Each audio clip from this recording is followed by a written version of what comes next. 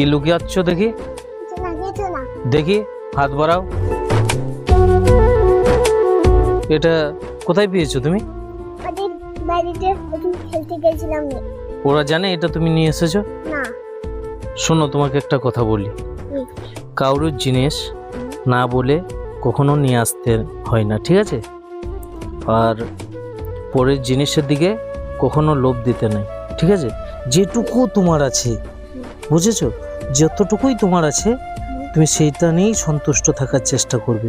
পরের জিনিসের দিকে কখনো লোভ দেবে না, বুঝতে পেরেছো? মনে থাকবে কি বললাম আমি? পরের জিনিসের দিকে দেবে না, ঠিক আছে? মনে থাকে যেন। আর এটা যার বটে তাকে দিয়ে চলে আসবে, ঠিক আছে?